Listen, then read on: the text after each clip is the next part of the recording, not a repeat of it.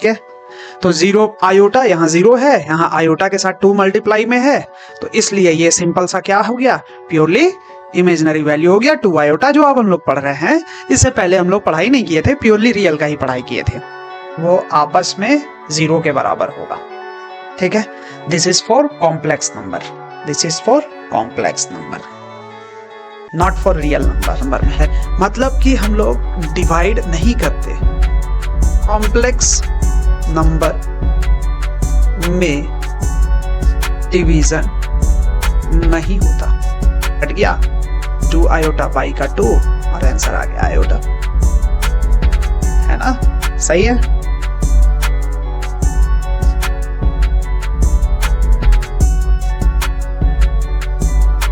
चलो बढ़िया, आवाज आ रहा है,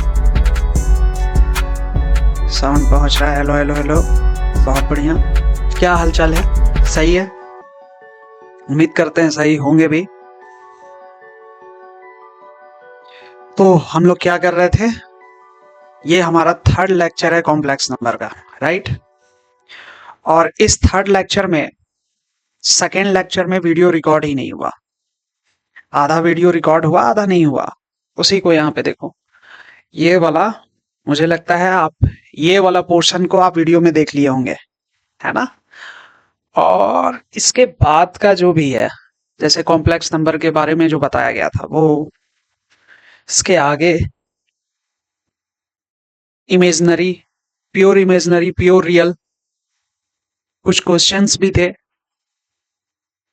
फिर इस तरीके से आगे हम लोग जो बताए हुए थे वो सारा चीज छूट गया है, वो रिकॉर्ड ही नहीं हुआ। आप लोग के मन में चल रहा होगा बड़ा मजा आया, फिर से ही मास्टर को रिकॉर्ड करना पड़ेगा, है ना। चलो कोई नहीं, फिर से रिकॉर्ड करेंगे, तुम्हारे लिए सब कुछ चलेगा, है ना। असल में तुम्हारे लिए नहीं कर रहे हैं, अपने ही लिए, बस एक बोलने का बात है। तो बेसिकली आप लोग जो भी चीज पढ़े हैं यहाँ पे आप देख सकते हैं इस क्लास में। शुरुआत हम लोग कहाँ से किए थे, कॉम्प्लेक्स नंबर का बेसिक कॉन्सेप्ट से किए थे। रियल नंबर, इमेजिनरी नंबर मिल गया तो जाकर हमको कॉम्प्लेक्स नंबर मिल गया, है ना। कॉम्प्लेक्स नंबर आयोटा से रिप्रेजेंट करते हैं, आयोटा का वैल्यू क्या होता है ये सब चीज आपको पता है ना। तो फटाफट से इन सभी चीज में आयोटा का वैल्यू को याद करने को बोला गया था, रट जाना है। आयोटा का value √1 -1, iota square -1, iota cube minus iota, iota 4 1। ठीक है, इस तरीके से कुछ वैल्यू, कुछ प्रॉब्लम को भी हम लोग सॉल्व किए थे, डन। फिर आयोटा का पावर 20-25 देखो कैसे हम लोग सिंप्लीफाई किए, थोड़ा सा अच्छा प्रॉब्लम भी हम लोग कर लिए थे, 2-4 क्वेश्चन। ठीक है, इसमें एक चीज ये भी बताया गया था कि लगातार कंसेक्यूटिव नंबर को ऐड करेंगे, 4 कंसेक्यूटिव नंबर आयोटा के पावर में होगा तो उसका वैल्यू 0 होगा, है ना। चलो बढ़िया, कुछ बढ़िया क्वेश्चन, समेशन का भी क्वेश्चन हो गया था, ये भी क्वेश्चन हम लोग कर चुके थे, फाइंडिंग यूनिट, ये सब ब्ला ब्ला ब्ला ब्ला। चलो बढ़िया, तो हम लोग शुरू करते हैं कॉम्प्लेक्स नंबर को। बस मस्त हो जाओ, जूता चप्पल लो, रेडी हो जाओ, एकदम मस्त तरीके से दिमाग चलना चाहिए, है ना। तो टॉपिक का नाम है कॉम्प्लेक्स नंबर।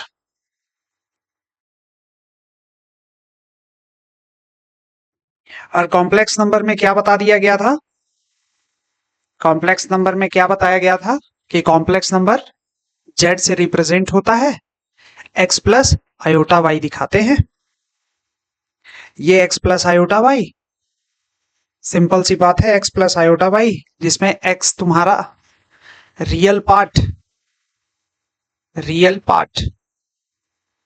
ऑफ जेड अगर हम लोग बोलेंगे, इसका मतलब क्या होता है कि उसमें रियल हिस्सा कौन सा है, तो रियल हिस्सा कौन सा है, एक्स है, एक्स लिख दिया। ठीक है, बढ़िया। और इमेजिनरी पार्ट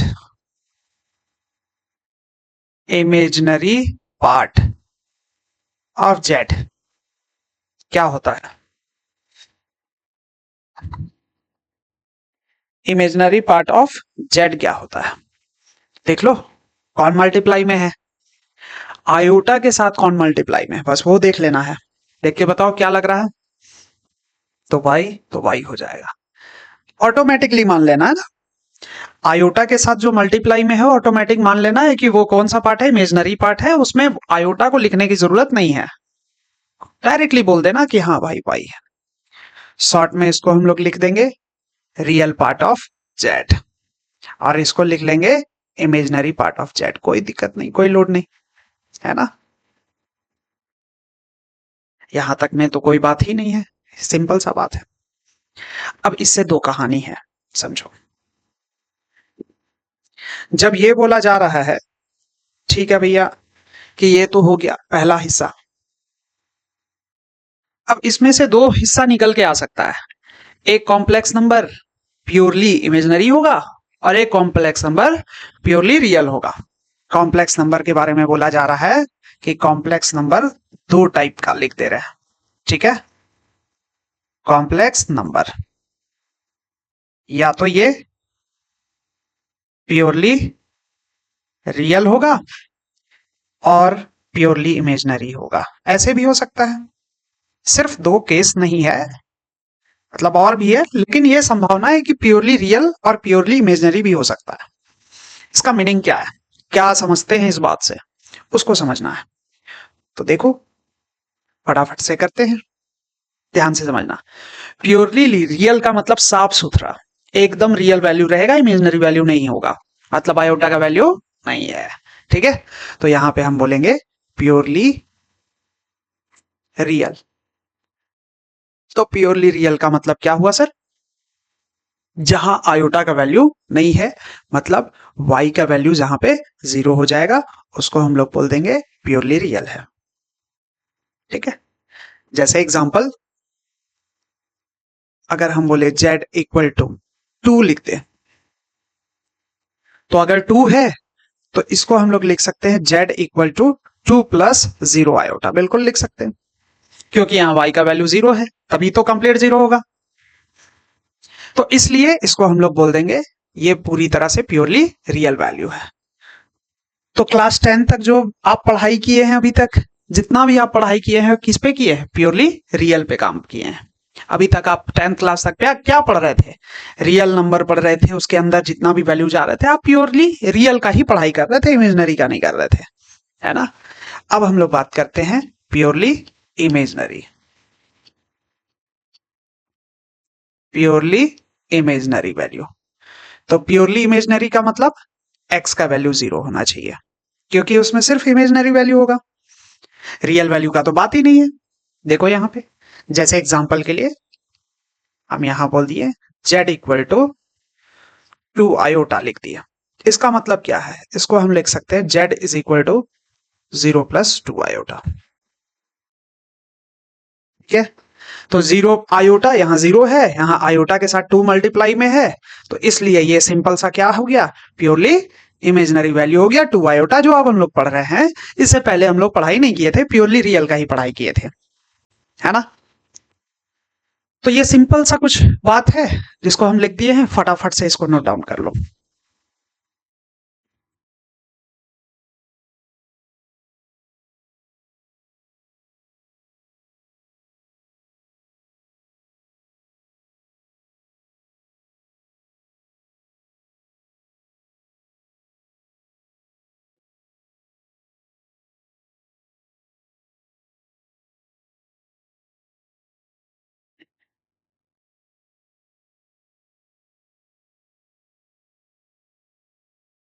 चलो हो गया। अब देखो समझो, अगर हम इस बात को समझ पा रहे हैं तो एक नोट भी लिख लो। एक एक मात्र कॉम्प्लेक्स नंबर है 0, जिसको हम लिख सकते हैं 0 प्लस 0 आयोटा। एक मात्र कॉम्प्लेक्स नंबर है ये, जो कि प्योरली रियल भी है और प्योरली इमेजिनरी भी है, ऑफ कोर्स, है ना। ये एकमात्र ऐसा नंबर है, ऐसा कॉम्प्लेक्स नंबर है जो प्योरली रियल है और प्योरली इमेजिनरी भी है, प्योरली इमेजिनरी भी है। बढ़िया, ठीक है।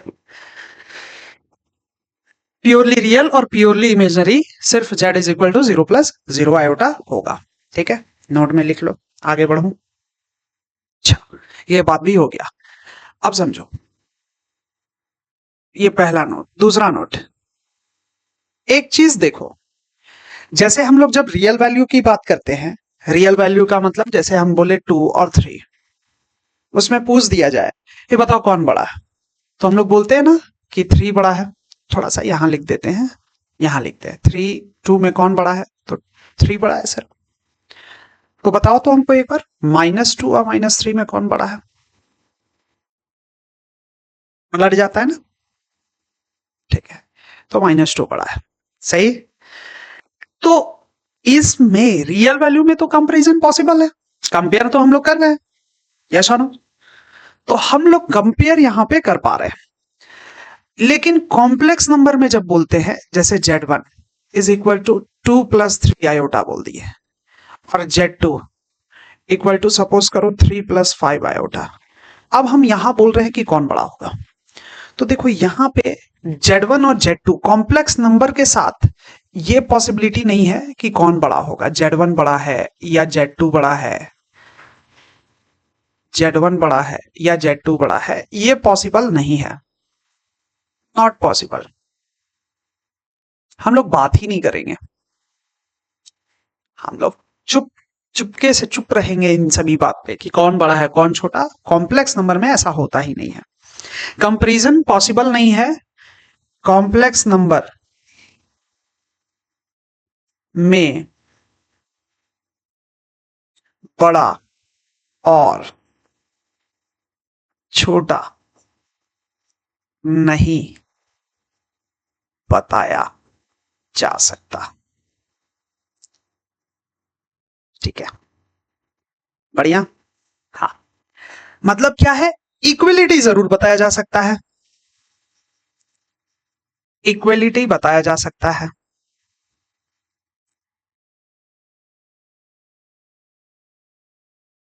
मतलब क्या है सर? मतलब कि z1 इक्वल टू अगर z2 है, तो इसका मतलब है x1 plus iota y1 is equal to x2 plus iota y2। अगर है तो मतलब x1 का वैल्यू x2 के बराबर होना चाहिए और y1 का वैल्यू y2 के बराबर होना चाहिए। इसका मतलब क्या हुआ? इसका मतलब हुआ कि real part of z1 equal होना चाहिए रियल पार्ट ऑफ z2, और imaginary part of z1 equal होना चाहिए इमेजनरी पार्ट ऑफ z2। ठीक है, सिंपल सा बात है। जैसे मान लो एग्जांपल ले देते हैं, एग्जांपल के लिए पहले इसको थोड़ा टिक लगा दे, ये इंपॉर्टेंट है। जैसे अगर तुमसे क्वेश्चन पूछ दे एग्जांपल के तौर पे कि z1 का value 5 plus 5 plus y iota है, और z2 का वैल्यू x+6 आयोटा है। अगर z1 और z2 आपस में इक्वल हो तो then find the value of x and y। आपको बताना है, कैसे बताएंगे? तो सिंपल, इसमें आपको यही समझना है कि सर का सिंपल फंडा क्या था कि बराबर होगा मतलब रियल को रियल से, इमेजनरी को इमेजनरी से इक्वेट कर देना है। कर दो इक्वेट, क्या हो जाएगा? देयरफॉर x का वैल्यू 5 होना चाहिए और y का वैल्यू 6 होना चाहिए। बस बात खत्म। अरे रे रे रे रे रे रे, ये क्या हो गया भाई?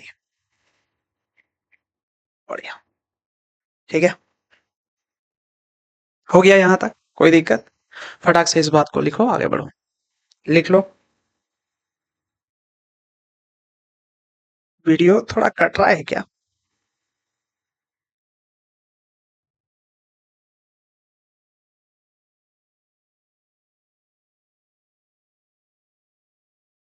वीडियो थोड़ा सा लग रहा है कट रहा है।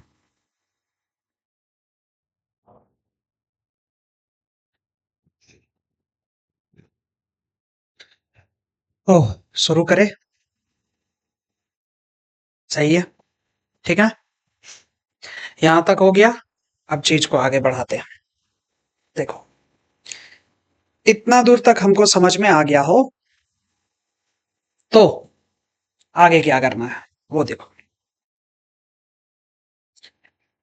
सबसे बड़ा चीज ये है कि अभी हम लोग देख लिए कॉम्प्लेक्स नंबर के बारे में बेसिकली, कि ऐसा रियल पार्ट और इमेजिनरी पार्ट को इक्वेट कर देते हैं तो हम लोग इक्विलिटी को यूज कर सकते हैं, है ना। अब देखो होता क्या है, थर्ड नंबर, कोई भी कॉम्प्लेक्स नंबर, कोई भी कॉम्प्लेक्स नंबर, या पहले हम लोग रियल नंबर के बारे में समझने का कोशिश करते हैं। जैसे मान लो कोई एक रियल नंबर है और हम वहां लिख दिए कि a square plus b square equal to 0। ध्यान से समझना, अब ए और बी एक रियल नंबर है, ए और बी क्या है, रियल नंबर है। तो मुझे एक बात बताओ कि ए बी अगर रियल नंबर होगा और दोनों का स्क्वायर कर रहे हैं, बीच में प्लस भी है और फिर इक्वल टू 0, वे स्लो क्यों होते जा रहा है, बीट रेट स्लो क्यों हो रहा है, भी देखो ठीक हो गया। तो यही तो प्रॉब्लम है, अभी सही है। ये भी तुम लोग की तरह हो जा रहा है नहीं, इसका भी दिमाग बोल रहा है विजय, अरे माथा मेरा घूम रहा है यार, रुको थोड़ा रुको। हाँ ठीक है चलो। देखो, तो a square plus b square equal to 0, इसका मतलब ये हुआ कि ए भी और बी भी दोनों दोनों पॉजिटिव होना चाहिए, और दोनों के बीच में प्लस लगा दिए हैं तो जाके 0 हो रहा है। ऐसा कैसे हो सकता है मेरे भाई, ए का स्क्वायर प्लस बी का स्क्वायर अगर हम लोग कर रहे हैं और दोनों स्क्वायर है मतलब पॉजिटिव वैल्यू है और दोनों का वैल्यू प्लस करने पे 0 आ रहा है, तो ये पॉसिबल नहीं है। ये पॉसिबल सिर्फ एक कंडीशन में है, अगर इफ ए भी 0 हो और बी भी 0 हो। ठीक है, इससे क्वेश्चन एक पूछा हुआ था अभी हाल में। हम्म, इससे एक क्वेश्चन पूछा हुआ था, जेई इस तरीके का क्वेश्चन उस दिया था, लॉग और मॉड वर्ड लगा के। ठीक है, ठीक बात है। अच्छा, अब लेकिन गौर करना, अगर हम लोग बात करें कि कॉम्प्लेक्स नंबर है z1 का स्क्वायर प्लस z2 का स्क्वायर इक्वल टू 0 है, तो क्या ये 0 होगा? जरूरी नहीं है। Z1 और Z2 क्या होना चाहिए, Z1 और Z2 अगर कोई एक कॉम्प्लेक्स नंबर है तो क्या Z1 और Z2 कंपलसरी है कि 0 होगा? बिल्कुल नहीं। देखो कैसे, एग्जांपल समझते हैं। जैसे हम लोग Z1 का वैल्यू लिए 1 प्लस आयोटा, ठीक है, और Z2 का वैल्यू लिए 1 माइनस आयोटा, ले लिए अपने मन से ले लिए वैल्यू। तो Z1 का स्क्वायर कितना हो जाएगा सर, 1 प्लस आयोटा का स्क्वायर क्या होता है sir, a square plus b square plus 2ab, रख दो, ए का square plus b square plus 2ab, तो क्या हो जाएगा 1 माइनस 1 प्लस 2 आयोटा। क्यों? क्योंकि आयोटा स्क्वायर का वैल्यू -1 होता है। ठीक है, Z2 का स्क्वायर कर देंगे, क्या हो जाएगा 1 माइनस आयोटा का होल स्क्वायर, 1 प्लस आयोटा का स्क्वायर माइनस 2 आयोटा, क्या हो जाएगा 1 माइनस आयोटा माइनस का 2 आयोटा, यहाँ माइनस का 1 होगा, तो ये दोनों कट गया, ये दोनों कट गया, यहां से आया 2 आयोटा, यहां से आया -2 आयोटा। इसका मतलब हुआ कि Z1 का स्क्वायर प्लस Z2 का स्क्वायर कर देंगे तो Z1 का स्क्वायर 2 आयोटा है सर, और Z2 का स्क्वायर -2 आयोटा, कट के तो 0 आ रहा है, और यहाँ Z1 और Z2 का वैल्यू 0 भी नहीं है ना। मजेदार चीज है, Z1 और Z2 का वैल्यू बिना 0 आए वो क्या हो जा रहा है, Z1 और Z2 का वैल्यू बिना 0 रहे भी ओवरऑल स्क्वायर करने पे 0 आ जा रहा है। रियल नंबर में ऐसा नहीं हो सकता, लेकिन कॉम्प्लेक्स नंबर में ऐसा हो सकता है। तो यही चीज हम लोग को नोट में लिख लेना है। क्या लिखना है कि Z1 का स्क्वायर प्लस Z2 का स्क्वायर या प्लस कुछ अगर हम कर रहे हैं इक्वल टू 0 आ रहा है, इसका मतलब ये है, इसका मतलब ये है, इसी को बस लिखते हैं ना, इसका मतलब ये है कि जरूरी नहीं है कि Z1 और Z2 का वैल्यू 0 होगा, जरूरी नहीं है कि वो आपस में 0 के बराबर होगा। ठीक है, this is for complex number, this is for complex number, not for real number. For real number it must be equal to 0। ठीक बात, चलो बढ़िया। अब वीडियो सही चल रहा है? हाँ सही है। गरीब आदमी लोग है ना तो गरीब आदमी लोग का थोड़ा सा कम बजट में चीजों को चलाने वाला काम करना होता है, हम लोग वही कर रहे हैं। बढ़िया, देखो यहां तक हो गया चीज।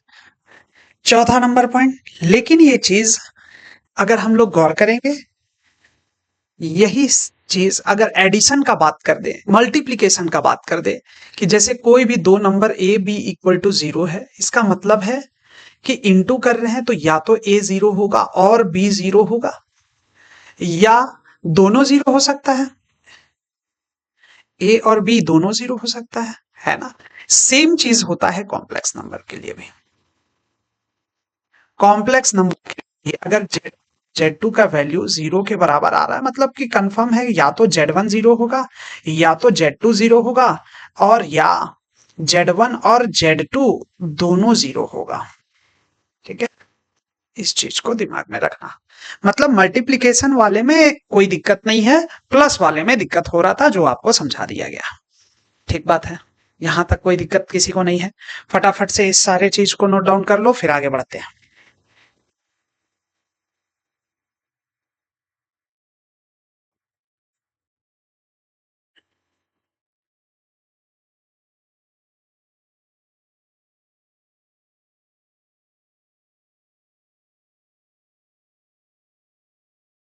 ठीक है, आओ नेक्स्ट। ये बात अगर हमको समझ में आ गया, तो अब हम लोग करने वाले हैं algebraic expression in a complex number. देखो, जब हम लोग अलजेब्रिक एक्सप्रेशन के बारे में बात करते हैं, अलजेब्रिक एक्सप्रेशन की बात करते हैं, तो इसका मतलब क्या है? इसका मतलब सिंपल सा बात है कि हम लोग कोई भी ऑपरेशन अगर मान लो कर रहे हैं, एक्सप्रेशन अलजेब्रिक ऑपरेशन, ऑपरेशन बोलो, यहां ऑपरेशन ज्यादा सुंदर लगेगा, यहां ऑपरेशन ज्यादा सुंदर लगेगा, अलजेब्रिक ऑपरेशन। तो ऑपरेशन का मतलब ही सिंपल होता है, प्लस सीखेंगे, माइनस सीखेंगे, इनटू सीखेंगे और डिवाइड सीखेंगे, बात खत्म। ठीक है, मैथ्स में तो यही है ना, कुछ भी पढ़ लो, अरे तुमको सीखना प्लस माइनस इनटू डिवाइड ही है। अब तुम वेक्टर का कर लो, तुम कॉम्प्लेक्स नंबर का कर रहा है, डिटर्मिनेंट का करेगा, मैट्रिक्स का करेगा, सब चीज में यही कहानी है ना। अच्छा, बढ़िया। तो प्लस माइनस इनटू डिवीजन हम लोग किसका कर रहे हैं? कॉम्प्लेक्स नंबर का कर रहे हैं। तो पहला बात समझो, सबसे पहले जब हम लोग एडिशन करते हैं तो थोड़ा फटाफट करते हैं, कोई दिक्कत नहीं। जैसे Z1 का वैल्यू मान लो 2 + 3 आयोटा है, और Z2 का वैल्यू मान लो 5 - 6 आयोटा है। अब Z1 और Z2 को हमको ऐड करना है, इसका मतलब 2 + 3 आयोटा और 5 - 6 आयोटा कर देंगे। 2 को 5 के साथ इकट्ठा करो और 3 आयोटा को -6 आयोटा के साथ इकट्ठा कर दो, इसका वैल्यू 7 और इसका वैल्यू माइनस का 3 आयोटा। तो दोनों को जोड़ देंगे तो 7 - 3 आयोटा हमारे पास हो जाएगा। ठीक है, ये तो सिंपल है, जोड़ करना था। सेम चीज दूसरा, सब्सट्रैक्शन। अब हम लोग बात कर रहे हैं सब्सट्रैक्शन का, थोड़ा फास्ट करेंगे ना फटाफट से, क्योंकि जो चीज आसान है उसको जल्दी कर लेना चाहिए। Z1 - Z2 अगर हम निकाल रहे हैं तो देखो, 2 + 3 आयोटा, ब्रैकेट लगाना मत भूलना, 5 - 6 आयोटा। ब्रैकेट का काम माइनस में बड़ा इंपॉर्टेंट हो जाता है, ब्रैकेट जहां छूटा गड़बड़ हो जाएगा। तो 2 + 3 iota -5 minus minus +6 iota. 2 - 5 iota को आपने एक जगह लिखा, 3 आयोटा + 6 आयोटा को आपने एक दूसरे जगह लिखा, यहाँ -3 हो गया और प्लस का 9 आयोटा। तो हमारे पास आ गया, दोनों को जब हम लोग सब्सट्रैक्ट कर दिए तो हमारे पास आया -3 + 9 आयोटा। बढ़िया है ना। चलो, थर्ड नंबर आता है मल्टीप्लीकेशन। मल्टीप्लीकेशन, मल्टीप्लीकेशन मतलब Z1 और Z2 को हमको मल्टीप्लाई करना है। Z1 और Z2 को हमको मल्टीप्लाई करना है, तो क्या हो जाएगा जल्दी से बोलो। 2 + 3 आयोटा और 5 - 6 आयोटा मल्टीप्लाई कर कैसे करते हैं, बचपन से सीखे आ रहे हैं। 2 को पकड़ेंगे, 5 - 6 आयोटा करेंगे और 3 आयोटा को पकड़ेंगे, 5 माइनस 6 आयोटा कर देंगे। तो 2 इंटू 5 10, 6 टू ज़ा 12 आयोटा, इसको करेंगे तो 15 आयोटा, और माइनस का 18 आयोटा का स्क्वायर। तो 10 minus 12 iota plus 15 iota, minus minus plus का 18। तो 10 प्लस 18 को इकट्ठा कर दो बाबू, 12 आयोटा प्लस 15 आयोटा को एक जगह रख दो। तो 10 और 18 कितना, 28 हो जाता है। और इन दोनों को सॉल्व करेंगे तो 3 आयोटा हो जाता है। कितना, कुछ नहीं है, बस जो बचपन वाला पढ़े ना 8 9 10 में जो पढ़ रहे हैं उसी को यूज कर रहे हैं यहाँ पे। ठीक है, तो तीन चीज हम लोग कर लिए। अब हम लोग बात करते हैं डिवीजन का। मेरे भाई ध्यान से समझना, सुनो मेरी बात। डिवीजन का जब हम लोग बात कर रहे हैं ना, तो डिवीजन नाम का कोई चीज होता ही नहीं है कॉम्प्लेक्स नंबर में। मतलब कि हम लोग डिवाइड नहीं करते। कॉम्प्लेक्स नंबर में डिवीजन नहीं होता, नहीं होता।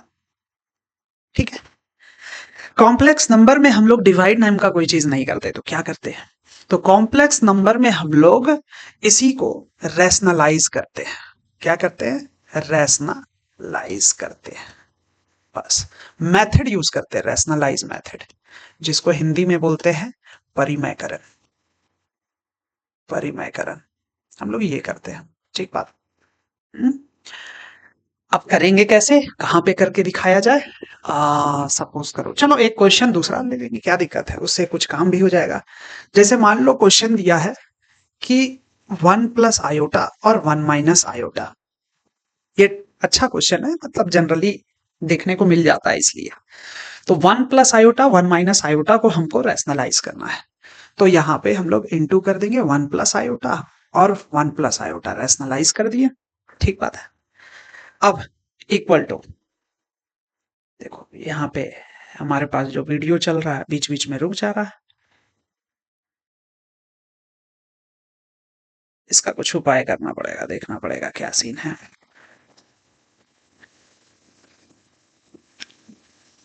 क्या हो जा रहा है ये,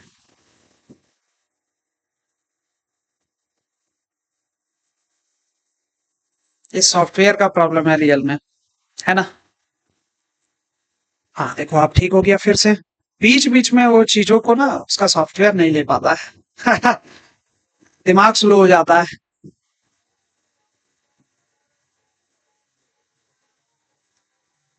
देखो क्या हो जाएगा, 1 प्लस आयोटा का होल स्क्वायर 1। अब यहाँ पे देखो उसका तो होल स्क्वायर हो गया। यहाँ पे a plus B, A minus B का फॉर्मूला क्या होता है बता दो, a plus B, A minus B का फॉर्मूला होता है A square minus B square. लगा दो, क्या हो जाएगा, 1 का स्क्वायर माइनस आयोटा का स्क्वायर। तो 1 प्लस आयोटा का होल स्क्वायर, और नीचे 1 का स्क्वायर 1 और आयोटा का स्क्वायर माइनस माइनस प्लस 1 होगा। क्योंकि आयोटा स्क्वायर का वैल्यू होता है -1 और माइनस माइनस क्या हो जाएगा, +1। वहां पे रख दिए, कोई दिक्कत नहीं। ठीक है, देखो अब a प्लस बी का होल स्क्वायर का क्या होता है formula, a square plus b square plus 2ab। लगा दो यहाँ पे, क्या हो जाएगा, a का स्क्वायर प्लस बी का स्क्वायर प्लस 2ab बटे में 1 1 2 हो जाएगा। तो 1 माइनस आयोटा स्क्वायर का वैल्यू -1 प्लस 2 आयोटा बाई में 2 कट गया, 2 आयोटा बाई का 2, और आंसर आ गया आयोटा। है ना, सही है, कोई दिक्कत नहीं। बढ़िया, इस बात को चलो फटाफट से यहाँ पे ये वाला चीज को पहले नोट डाउन कर लो, फिर उसके बाद आगे बढ़ते हैं।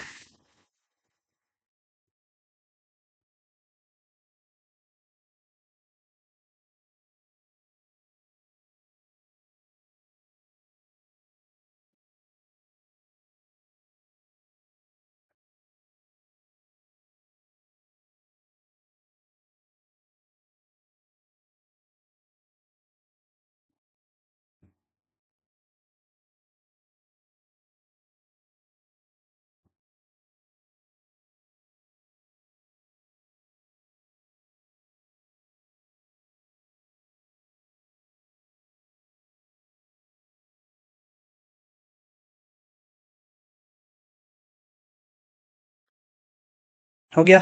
चलो देखो, अब हम लोग बात करते हैं यहाँ पे, एक नोट कर लो, इसमें हम लोग बात करेंगे दो पॉइंट की। एक होता है एडिटिव इनवर्स, ठीक है, और दूसरा होता है मल्टीप्लिकेटिव इनवर्स।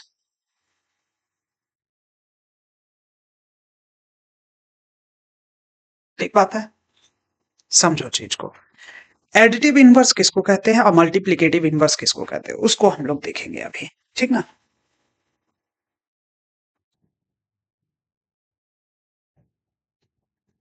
देखो,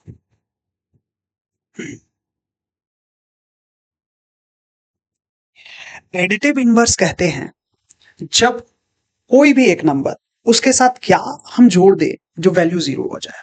जैसे मान लो 2 लिखे, तो 2 के साथ हम क्या जोड़े जो जीरो हो जाए। सिंपल सा हमको जवाब चाहिए, क्या होगा? -2, है ना। तो 2 का एडिटिव इनवर्स हो गया -2। मान लो -3 है, -3 के साथ क्या ऐड कर दे तो जीरो हो जाए, बताओ इसका आंसर। तो +3, तो हो जाएगा -3 का एडिटिव इनवर्स हो जाएगा +3। मतलब ए है तो ए का एडिटिव इनवर्स -a होगा, बात खत्म। इसके अलावा और क्या समझना, ठीक है। और एडिटिव आइडेंटिटी इसका कितना हो जाएगा, तो जीरो, ठीक है। मल्टीप्लिकेटिव इनवर्स मतलब दो नंबर है, तो दो नंबर में कोई नंबर है दो, दो के साथ क्या मल्टीप्लाई कर दे जो 1 हो जाए, वो उसका मल्टीप्लिकेटिव इनवर्स होगा, ठीक है। तो क्या हो जाएगा बताओ, 1/2। तो 2 का मल्टीप्लिकेटिव इनवर्स क्या हो गया, 1/2। मतलब ए का मल्टीप्लिकेटिव इनवर्स क्या हो जाएगा, 1/a। तो जो 1/a है वही तुम्हारा हो गया मल्टीप्लिकेटिव इनवर्स। मतलब मल्टीप्लिकेटिव आइडेंटिटी क्या हो जाएगा, तो 1 हो जाएगा सर। एडिटिव एडिटिव आइडेंटिटी कितना हो जाएगा, तो 0 हो जाएगा। तो इस तरीके से हम लोग इस चीज को समझने की कोशिश करेंगे, ठीक है। इतना बात है, फटाफट से इसको लिखना, फिर उसके बाद हम लोग पढ़ते रहेंगे।